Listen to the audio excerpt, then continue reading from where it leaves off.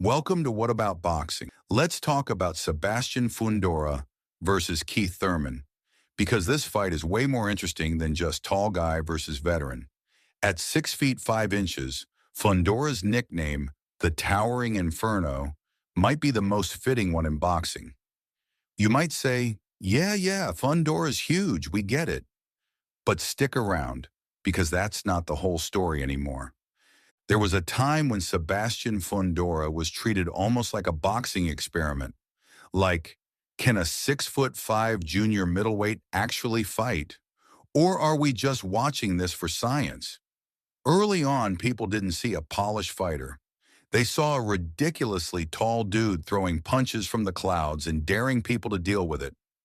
But here's the thing, and this is where Fundora deserves real credit. He's evolved. He isn't just relying on height anymore. He's learned how to blend those God-given gifts with actual craft. He understands distance better. He's letting combinations flow instead of just overwhelming people with size. Most importantly, he's learned how to make his physical advantages work for him, not expose him. This isn't just tall Fundora anymore. This is champion Fundora, who knows exactly what he is. Now let's get this out of the way because we have to. Fundora has the age, the reach, and the youth. It's almost comical. Standing across from Thurman, Fundora looks like he's fighting in the wrong weight class, or the wrong sport altogether. But Thurman has the advantages that make this fight a real conversation. He has the experience, the IQ, and the power. His 74% KO percentage is almost double Fundora's. One time isn't just a nickname. There's no reason to doubt that even at 37, he still carries that erase your mistakes power. Activity is worth mentioning too. Fundora fought twice in 2025. This is only Thurman's second fight since coming back from a 3-year layoff. His comeback against Brock Jarvis? He looked sharp, confident, dangerous.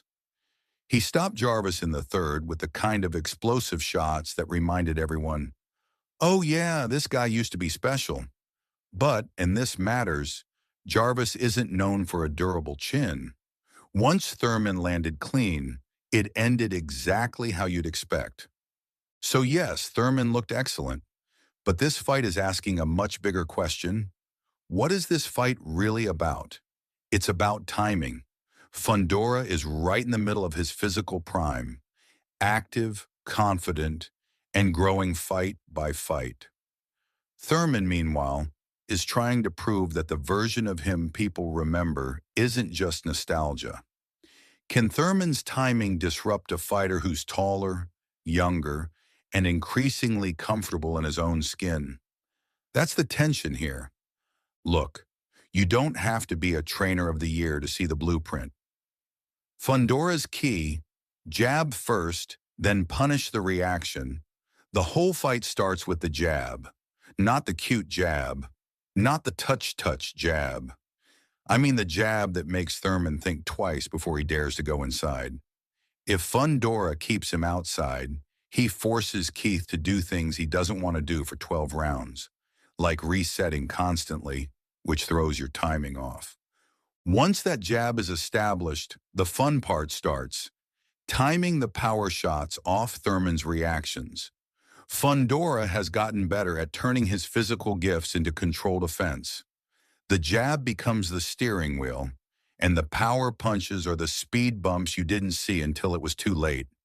If Fundora is disciplined, this turns into one of those nights where Thurman feels like he's solving a math problem in the middle of traffic. Now for Thurman, the mission is specific, and it's not optional. He needs head movement while he's entering. If he comes in upright and predictable, Fundora is going to catch him before his feet are even set. Thurman has to make getting inside feel ugly, not reckless, ugly. When Brian Mendoza stopped Fundora, it wasn't because he out-jabbed him. It was because he found the opening and landed the money shot. Thurman's goal is to force that moment, slip the jab, get chest to chest, and make Fundora punch shorter than he wants to. If Thurman is going to win, he can't do it from the outside. He needs to take away the space and make Fundora fight in a phone booth. This is a real chess match. Fundora wants it long, controlled, and annoying. Thurman wants moments, pockets where he can explode and turn one opening into a fight-ending sequence. It's youth versus memory, evolution versus experience, a guy who used to be underestimated versus a guy who used to be feared.